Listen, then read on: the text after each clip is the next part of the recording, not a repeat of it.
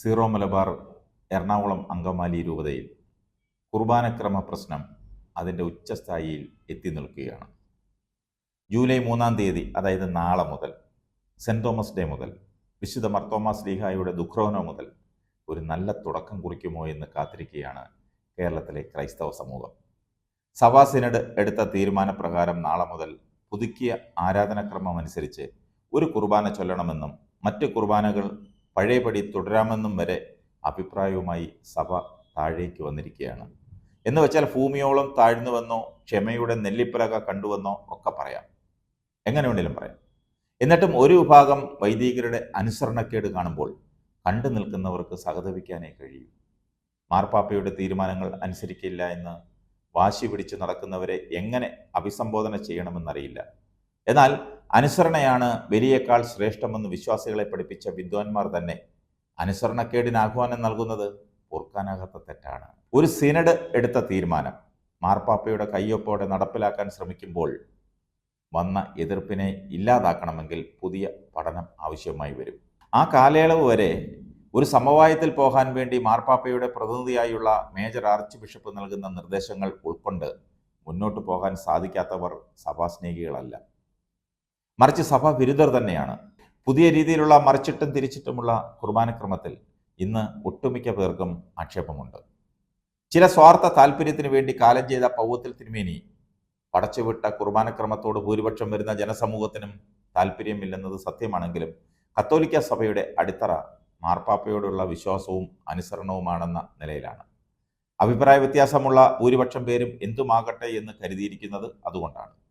അതിനിടയിലാണ് എറണാകുളം രൂപതക്കാർ ഒരു കാരണവശാലും അനുസരിക്കില്ല എന്ന നിലപാട് എടുത്തിരിക്കുന്നത്. അത് ശരിയല്ല. മുഖ്യധാരയോട് ചേർന്ന് നിൽക്കുക എന്നത് വിശ്വാസ വളർച്ചയുടെ ലക്ഷണമാണ്. മുഖ്യധാരയെ എതിർത്ത് പ്രവർത്തിക്കുന്നത് വിശ്വാസം ഇല്ലായ്മയുടെ പ്രശ്നം തന്നെയാണ്. സഭയുടെ സ്വത്തുക്കളെല്ലാം മെത്രാന്റെ അല്ല എന്ന് ആക്രോശിക്കുന്നവർ ഒന്നോർക്കണം. അതെല്ലാം പൊതു സ്വത്താണെന്ന് വിളിച്ചു കൂവുന്നവരിൽ 99% പേർക്കും വിധവയുടെ ചില്ലിക്കാശിന്റെ അവകാശം മാത്രമാണുള്ളതെന്ന്, പണ്ടുകാലങ്ങളിൽ പണക്കാരായ ആളുകളിൽ നിന്ന് സ്ഥലം ഇനാമായി വാങ്ങിച്ചും അവരിൽ നിന്ന് തന്നെ പണം ശേഖരിച്ചുമൊക്കെ തന്നെയാണ് പുതിയ പള്ളികൾ പണിതിട്ടുള്ളത്. പിന്നീട് ഈ നട്ടവരെയും നനച്ചവരെയും ഈ സമൂഹം കാണാതെ പോവുകയും ആക്ഷേപിക്കുകയും ചെയ്തിട്ടുണ്ട്. എറണാകുളം അതിരൂപതയിലെ ഏറ്റവും നല്ല ഉദാഹരണം തരകന്റെ കയ്യിൽ നിന്നും വാങ്ങി സ്ഥാപിച്ച അരൂർ പള്ളിയും അതിനോടനുബന്ധിച്ചുള്ള സ്ഥലങ്ങളുമാണ്. ഇതിനിടയിലാണ് സഭയിൽ നിന്ന് പിളർന്ന് പുതിയ സ്വതന്ത്ര സഭയായി മാർപ്പാപ്പയുടെ കീഴിൽ തന്നെ നിൽക്കാൻ സാധിക്കുമെന്ന നിലയിലുള്ള വ്യാജ പ്രചാരണങ്ങൾ കൊണ്ട് വിശ്വാസികളെ വഞ്ചിക്കാൻ ശ്രമിക്കുന്നത്. ഒരു മുണ്ടാടൻ അച്ഛനെയോ ഒരു വട്ടോളി അച്ഛനെയോ കണ്ടിട്ടല്ല ഇവിടുത്തെ സത്യവിശ്വാസികൾ പത്രോസിന്റെ സിംഹാസനത്തിന് പിന്നിൽ ഉറച്ചു നിൽക്കുന്നത്. അത് പത്രോസിന്റെ പിൻഗാമിയെ കണ്ടിട്ട് തന്നെയാണ്. പാപ്പയ്ക്കെതിരെ സാക്ഷാൽ തട്ടിൽ പിതാവ് നിന്നാൽ പോലും ഒരു മനുഷ്യനും കൂടെ കൂടാൻ ഉണ്ടാകില്ല. മുണ്ടാടനച്ഛനും വട്ടോളിയച്ഛനും ഒന്നും കൈവരിച്ചു പിടിച്ചു നിന്നാൽ വിശ്വാസികളൊന്നും അതിൻ്റെ പിറകിൽ കൈകൂപ്പി നിൽക്കുകയുമില്ല. മുണ്ടാടനച്ച അങ്ങ് പാരയാകുന്നുവെന്ന് ഈ വിശ്വാസികളെ കൊണ്ട് തന്നെ പറയിക്കരുത്. മാർപ്പാപ്പയെ വിശ്വസിച്ച് കൂടെ നിൽക്കുന്നവരെ പറഞ്ഞു പറ്റിക്കാൻ നോക്കരുത്. നിങ്ങൾ പഠിപ്പിച്ച സ്വർഗം എന്ന ഒരു പ്രസ്ഥാനമുണ്ടെങ്കിൽ അനുസരണക്കേട് കാണിക്കുന്നവർക്കും അവിടെ സ്ഥാനമില്ലെന്നും കൂടി ഓർക്കുന്നത് നല്ലതാണ്. തട്ടിൽ തിരുമേനിക്ക് വേണമെങ്കിൽ ഇതൊരു അഭിമാന പ്രശ്നമായിട്ട് എടുക്കാമായിരുന്നു. അതിന് വിപരീതമായി അനുനയത്തിന്റെ പാത സ്വീകരിക്കുമ്പോൾ അതിനോട് സഹകരിക്കാതെ മത്സരബുദ്ധിയോടെ മുന്നോട്ട് പോകാനാണ് തീരുമാനിക്കുന്നതെങ്കിൽ അത് അപകടത്തിലേക്കുള്ള പോക്കാണ് അച്ഛാ. കാലം അവർക്ക് മാപ്പ് നൽകിയില്ല. 10-25 വർഷത്തിനുള്ളിൽ ഈ ബ്രഹ്മാണ്ഡ മന്ദിരങ്ങളെല്ലാം ആളുകേറ കെട്ടിടങ്ങളായി മാറും. നിങ്ങളുടെ ഈ പ്രവർത്തികൾ കാരണം ജനങ്ങളുടെ വിശ്വാസമാണ് നഷ്ടപ്പെട്ടുകൊണ്ടിരിക്കുന്നത് എന്ന ബോധവും തിരിച്ചറിവും നിങ്ങൾക്കുണ്ടാകണം. പാവപ്പെട്ട വിശ്വാസികളെ സത്യമാർഗത്തിൽ നിന്നും തിരിച്ചുവിടാൻ ശ്രമിക്കുന്നവരെ കഴുതയുടെ തിരിക്കല്ല് കഴുത്തിൽ കെട്ടി അറബിക്കടലിൽ താഴ്ത്തുകയാണ് വേണ്ടത്. ഇന്നത്തെ നിലയിൽ രണ്ടെടുപ്പിനും ഒരു നടപ്പിനുമാണ് ഒരു കത്തോലിക്കന് ഇടവക ദേവാലയം കൊണ്ട് ആവശ്യമുള്ളൂ. അതിൽ നടപ്പെന്ന് പറയുന്നത് വിവാഹം തന്നെയാണ്.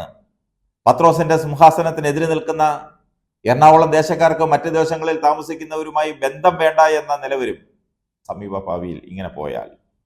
മറ്റു പ്രദേശങ്ങളിലെ കത്തോലിക്കർ എറണാകുളം രൂപതകളിൽ നിന്നും വരുന്ന ആലോചനകളിൽ ഇപ്പോഴേ നോ പറയാൻ തുടങ്ങി.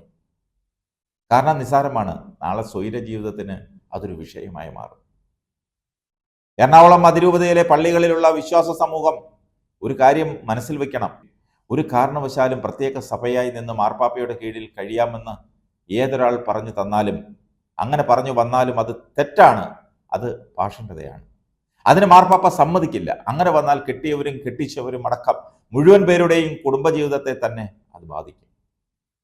പെണ്ണും പിടക്കൊഴിയുമില്ലാത്ത വൈദികർക്കും അവർക്ക് ഓശാന പാടി ജീവിക്കുന്ന ചില ആത്മായ നേതാക്കൾക്കും മേലും കീഴും നോക്കാനില്ല. സാധാരണക്കാരനെ മാത്രമേ ഇതെല്ലാം ബാധിക്കുകയുള്ളൂ. അതുകൊണ്ട് വിവേചന ബുദ്ധിയോടെ പ്രവർത്തിക്കുക. ഇപ്പോഴുള്ള ഒരു പള്ളിയോ അതിൻ്റെ സ്വത്തോ ഇന്നുള്ള നിയമപ്രകാരം വിമതർക്ക് ലഭിക്കില്ല. പണ്ട് റഷ്യയിലെ ജോസഫ് സ്റ്റാലിൻ റഷ്യൻ ആർച്ച് ബിഷപ്പിനോട് പറഞ്ഞു, ഞങ്ങൾ അധികാരത്തിൽ വന്നാൽ സഭയെ ഇല്ലാതാക്കുമെന്ന്. ആർച്ച് ബിഷപ്പ് ചിരിച്ചുകൊണ്ട് പറഞ്ഞു, ഞങ്ങളെപ്പോലുള്ള പല മെത്രന്മാരും പല കാലഘട്ടത്തിലും അതിന് ശ്രമിച്ചിട്ടുണ്ട്, പക്ഷേ ഇതുവരെ അത് നടന്നിട്ടില്ല.